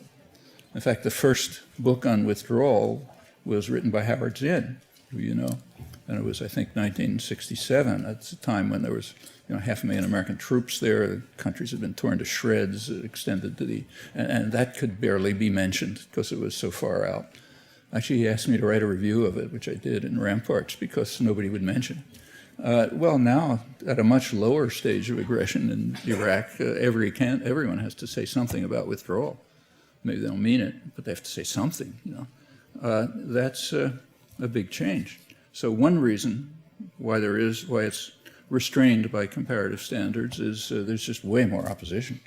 I mean, after all, the Iraq War is the first war in the history of Western imperialism that was massively protested before it was officially inaugurated. And that's never happened before, not that I can think of. So that's one factor. But there's another more important factor. Vietnam didn't matter much to the United States. I mean, if the country was wiped off the map, the U.S. didn't care. I mean, Eisenhower tried to build up some support for his early stage of the war by talking about tin and rubber and so on, but that was a joke. I mean, Vietnam had no resources of significance to the United States. The concern about Vietnam was what I mentioned, the virus infection theory. There was deep concern that successful independent development in Vietnam might spur others to take on the same efforts. The rot might spread to Thailand, maybe to Indonesia, maybe even to Japan, which was called the super domino by John Dower, a leading Japan historian. Japan might have to accommodate to an independent Southeast Asia. That would have meant the United States had lost the Pacific War, which they weren't prepared to do in 1950. So there was a concern about Vietnam, but it had nothing to do with its resources. And in fact, the concern was overcome just by wiping the place out. So the U.S. basically won the war in the 1970s. Didn't achieve its maximal objectives, but it did satisfy its basic war aims. You can't destroy Iraq. It's far too valuable. I mean, Iraq has probably the second largest energy resources in the world. They're very cheap and easily available. It's not like Alberta tar sands. You stick a pipe in the sand and the oil gushes out. And it's right at the heart of the major energy producing section of the world. That's a valuable asset, not like Vietnam. So yes, there's got to be a limit on the destructiveness. You can't destroy an asset that you want to maintain. And the U.S. does want to maintain it. Today it happens that I just took a look at the morning newspaper. Christian Science Monitor has a front page article on the opening of what's called the U.S. Embassy in Baghdad. I mean, the embassy is not like any embassy in the world. It's the size of the Vatican. It has 21 buildings. It's an entirely self-contained city inside the inside the protected area of Baghdad. I mean, they're not building that in order to tear it down. The major air bases that are being built around Iraq are huge facilities, and they are not being built with the intent of tearing them down. And they're supported by the Democrats. They fund them. And the idea clearly is to try to figure out some way to establish a client government which will be able to function, but much like the government in Chechnya functions. You know, they're Chechens, they have their own security forces, or like, say, the Vichy government under the Nazis. It was a French government, French security forces, you know, French police, French officials, and so on. The Germans sort of hanging around in the background. Actually, it's pretty much the way the Russians ran most of Eastern Europe. It was Czech troops, Polish troops, and so on and so forth. So try to set up something like that, the traditional imperial structure, but making sure that it's a base for U.S. power and that the U.S. controls it. And we don't really have to debate this any longer because it's public. Not much of a fuss was made about it. In fact, I don't even think it was reported. But in November, last November, there was a declaration, an agreement by George Bush and what's called the Iraqi government, which is, a little enclave inside the green zone, never gets outside it, which we call the Iraqi government, the client government that follows our orders. So an agreement was made between them, which is interesting. It permits the U.S. to maintain effectively permanent military bases and operations inside Iraq. There's all kind of pretexts, but that's what it amounts to. And rather brazenly, to my surprise, it says that the Iraqi economy must be open to foreign investment, privileging U.S. investors. It's unusual to see such a brazen statement of crass imperialism. You know, the Iraqi economy means oil. Nobody cares about the asparagus they grow. So it must be open to foreign investment, unlike other countries which have controlled their own resources. And it must privilege U.S. investors. I mean, that's more extreme than the most extreme war critic ever said. And Bush underscored it in one of his many hundreds of signing statements a couple of months later in January, in which he said that he signed some legislation, but he said, I'm not going to live up to it. In fact, I won't live up to any legislation that interferes with the U.S. goal of maintaining sort of permanent capacity for military operations there and controls the energy resources. Well, that's totally different from Vietnam. The U.S. didn't care. Once the country was destroyed, and Laos was destroyed, and Cambodia was destroyed, the U.S. didn't care very much what happened, happy to pull out. This is just a completely different situation, both domestically and in terms of the geopolitics of it. I'm tempted to ask a follow-up, but I think I'll cede to the other people that are waiting. Yeah. Take that mic over there. Hi. I really enjoyed your book, Manufacturing Consent, and I was just curious. Over the last couple of days, the mainstream media has gotten behind this irrefutable evidence that North Korea has built a nuclear reactor in Syria and that Israel was able to successfully wipe it out. I was kind of curious to hear your take on that and maybe cut through the propaganda. Yeah, that's a very interesting story. Actually, I've written about it a little if you're interested, and I'll give you some references. But I happened to be listening to NPR on the way in here, the evening news, and they had one of their sober intellectual reports, which was a perfect example of what John Burns was describing, how you have to cheer for the home team. It described about half the story It said that, all of this is very interesting evidence that North Korea isn't living up to its obligations, and then there are the hawks who say we should, break up all discussion and attack them or something, and the doves who say maybe we should give them a little more time and so on.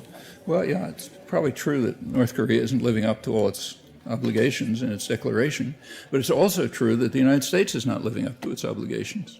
In fact, in the rare reporting on this that you can occasionally find, the last report was that the original agreement was that Iraq would dismantle its nuclear facilities and produce a declaration of its nuclear activities, and the United States would join with the other 6 powers in providing Iraq with fuel, with other aid, and the U.S. would enter into normal diplomatic relations and remove them from the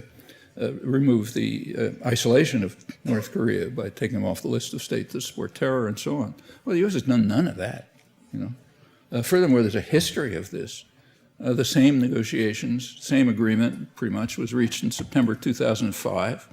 North Korea agreed to dismantle, to end all nuclear weapons-related operations, all nuclear operations, end them all verifiably, and the United States, in return, would enter into diplomatic relations, remove the threats to Korea, provide it with a light water reactor and a couple of other things, and end all threats. Okay, that would have ended the crisis. A couple of days later, the United States carried out what the 5 NATO generals now call an act of war against North Korea. They closed down North Korean financial operations, which happened to be in a small bank in Macau. It was probably a trial run for what they're now doing against Iran to see how it would work.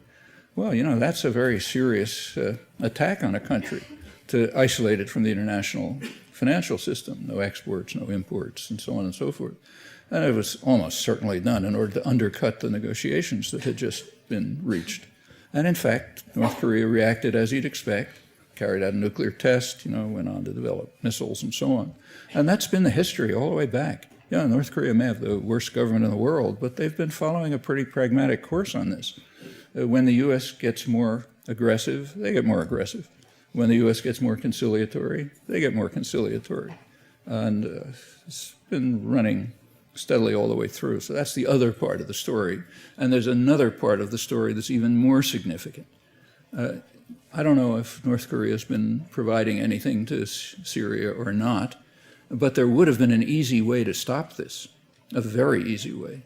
In 1993, North Korea and Israel were on the verge of an agreement by which Israel would recognize North Korea, and North Korea would terminate all weapons-related activities in the Middle East. Now, that would be very important for Israel's security, but the Clinton administration said no. They wouldn't let them do it. And when the Godfather speaks, you got to listen. So that agreement was never reached. And if that agreement had been reached, we would not be having any discussion about whether North Korea is doing anything in Syria or not. Well, that part of the story is knocked out. Now, it's not that it's secret. If you do some research or you read the arms control literature and so on, yeah, you can find it. Actually, I've written about it too and have others. But it's certainly not the headline where it ought to be. It's not something that people know. Another small point was made by Andrew Cordesman, who's one of the leading Middle East security specialists in the United States, who suggested that maybe this whole flap is just a warning to Iran, saying, we got our eyes on you. And if you do anything, or even if you don't do anything, we'll pretend that you did, and you're in trouble. So yes, there's a lot to the story. But exactly what's going on, we don't know, and probably won't know until declassified documents come out someday, if they ever do.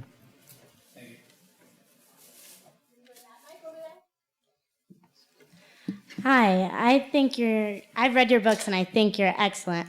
My question is, most people, we can sit here and have a discussion on the problems that we've had in the past in Panama or Guatemala and Cuba. And we can also talk about how, how we supported the Shah and we basically affected the Iranian Revolution. But the fact is that most people in America don't even know that at one point we supported Saddam Hussein.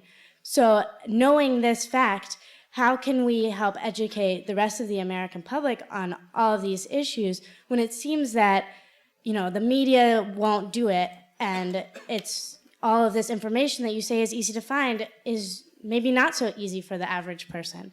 So yeah. See, first of all, you're right about supporting Saddam Hussein, but very few people know the extent of the support. I mean, in 1982, Saddam Hussein was hanged a couple of months ago, or a year ago, whatever it was. And if you look, he was hanged for crimes that he committed in 1982. He was alleged to have ordered the killing of 150 or so people, which by his standards was like, toothpick on a mountain. But that's what he was judged for. But it was kind of interesting to see the commentary on it. Something else happened in 1982. In 1982, the Reagan administration removed Iraq from the list of states supporting terror, which is a name for the list of states we want to go after. It has nothing to do with supporting terror. So they removed it from the list in order that the U.S. could start providing aid and support to their friend Saddam Hussein. Donald Rumsfeld went shortly afterwards to, sign the friendly agreement. And through the 1980s, the U.S. was one of a number of states who gave support to Saddam Hussein. A lot of it was agricultural support, which he desperately needed, and it was a big boon to U.S. agribusiness, but also weapons support, means to develop weapons of mass destruction and so on. This went on right through Saddam Hussein's worst atrocities, the Halabja massacres, the Anfal massacres, everything. Use of chemical weapons. It went all the way through. There was some protest. Congress protested now and then, but Reagan vetoed any effort to do anything about it. George Bush #1 came along. He was a particular admirer of Saddam. In 1989, at the very time of the invasion of Panama, just as the invasion of Panama was going on, Bush overrode the Treasury Department and authorized new aid to his friend Saddam Hussein. The press cooperated by not reporting it. Also in 1989, Bush invited Iraqi nuclear engineers to the United States to get advanced training in weapons production, nuclear weapons production. Okay, that's also 1989.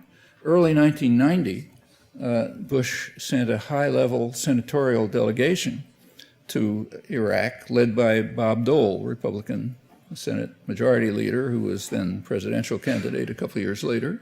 And the purpose of the delegation was to send George Bush's good wishes to his friend Saddam, to ensure him that he could disregard the kind of protests he hears now and then from the American press. We have this free press thing here, and we can't shut all these guys up.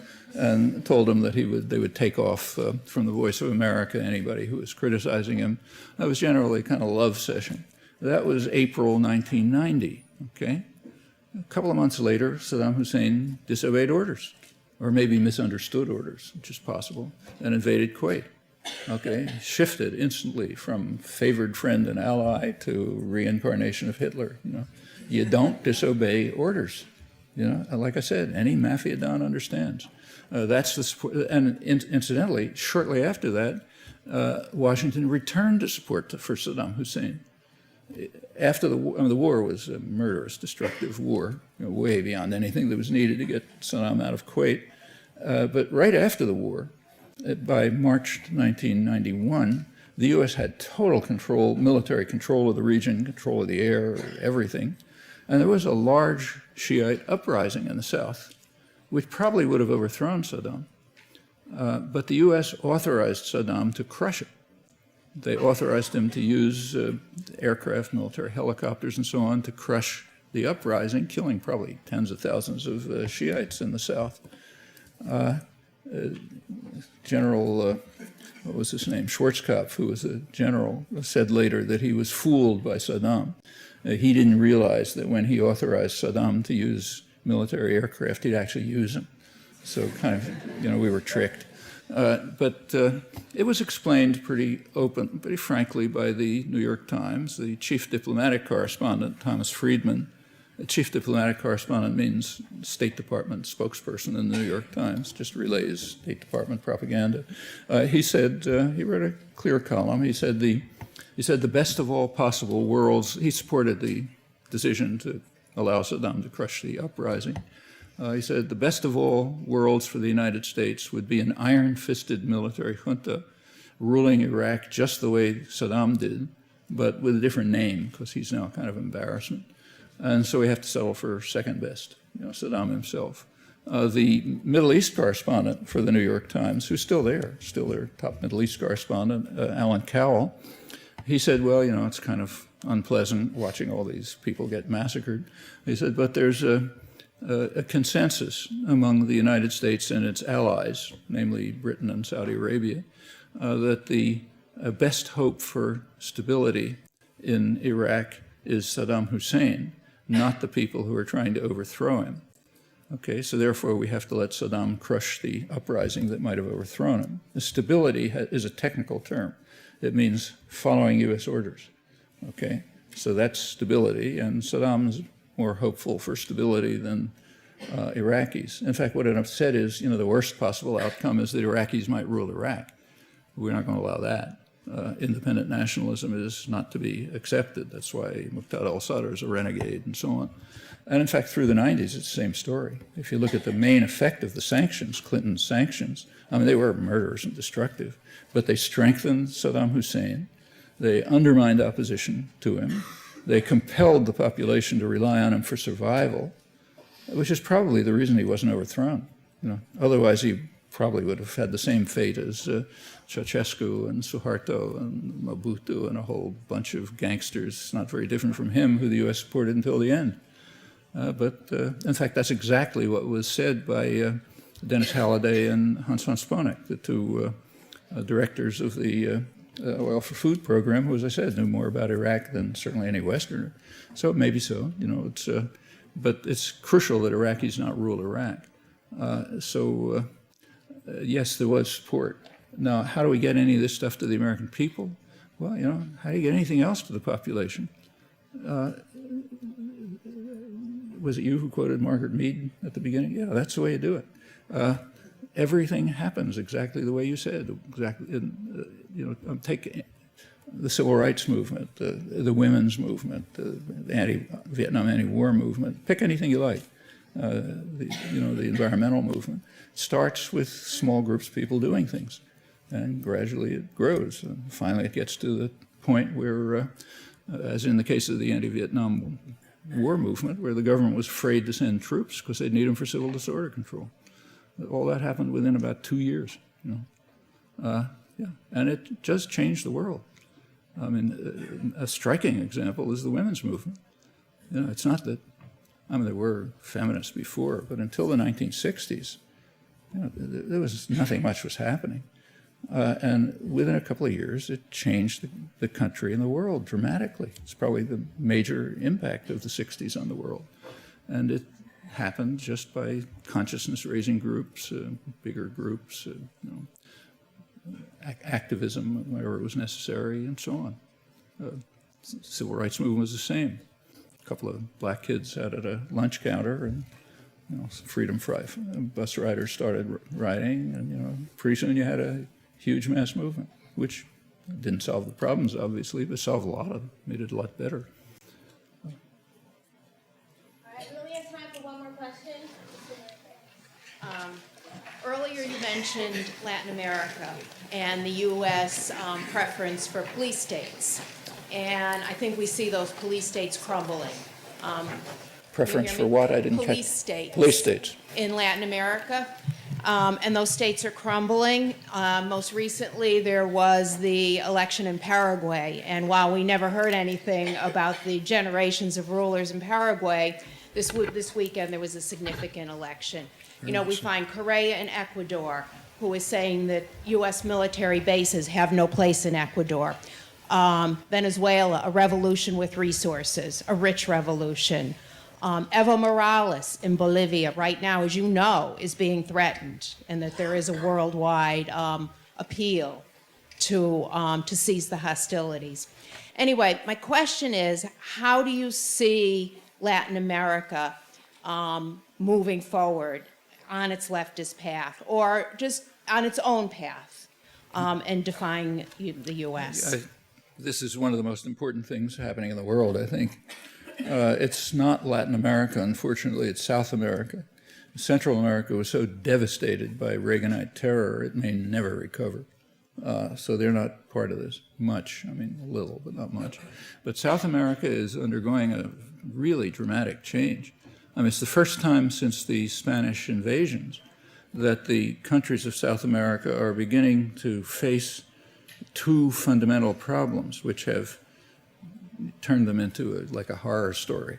You know, some of the worst poverty and misery in the world, in a region with enormous resources and a lot of potential. You know, it's not like you know, it's not a desert somewhere. The two problems are both problems of sort of disintegration. One of them internal to each society, another among all the societies.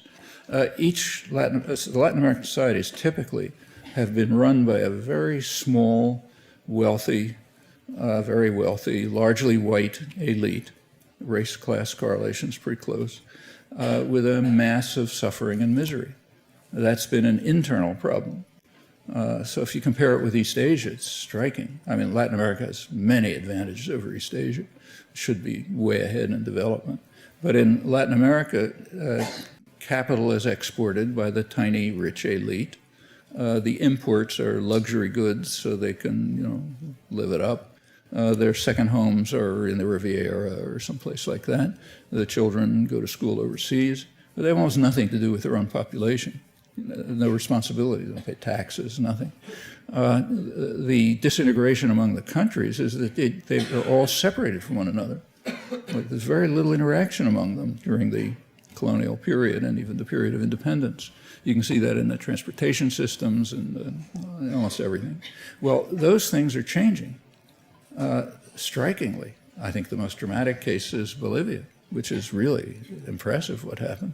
And you're right, it's under a lot of threat now. The white elite that's always run the place is infuriated that they had a democratic election for the first time. And the U.S. is just as infuriated. Democratic elections are a real danger. But they had a remarkable democratic election in which the large majority of the population, mostly indigenous, entered the political arena, elected someone from their own ranks on crucial issues, you know, not did you make a mistake, you know, did you say some phrase that you shouldn't have said, but on real issues, control of resources, issues of cultural rights, of justice, and so on, and they won. And they were not just pushing a button on election day. These were continuing struggles, control over water, all sorts of things, sometimes very bitter struggles. And they had developed mass popular organizations, and they had a democratic election of a kind that is unimaginable in the United States or in the West altogether. And yes, now there's a serious effort to overturn it, this strong secessionist movement. We don't have documents, but I'm sure it's backed by the United States to try to support the rich, mostly white minority to pull out, and that happens to be where most of the natural resources are. And the majority wants to hold the country together and you know, carry forward the significant changes that are taking place. And there's also, and that's happening in the other countries too that you mentioned, including Brazil, the most important. And there's a lot of integration going on. In fact, the whole region, almost the entire region, is sort of moving to the left. You know, well, the U.S. had means of stopping this, two means: violence and economic strangulation, and both means have been severely weakened. Korea throwing out the Manta Air Base is a symbol of the weakening of the weapon of violence. Traditionally, the U.S., when anything like this happened, the U.S. just carried out a military coup, or, you know, instigated a military coup, installed a bunch of gangsters, and that was the end of it. But they can't do that now. The last time the U.S. tried a military coup was in Venezuela in 2002, where they did manage to, the US-backed military coup did manage to overthrow the government, but it was overturned within a couple of days.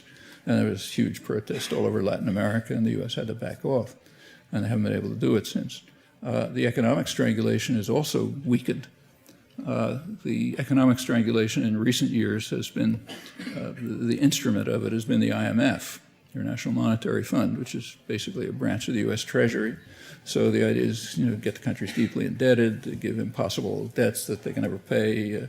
The debts are not from the population, they're from the elites. The population didn't borrow the money and didn't gain anything from it.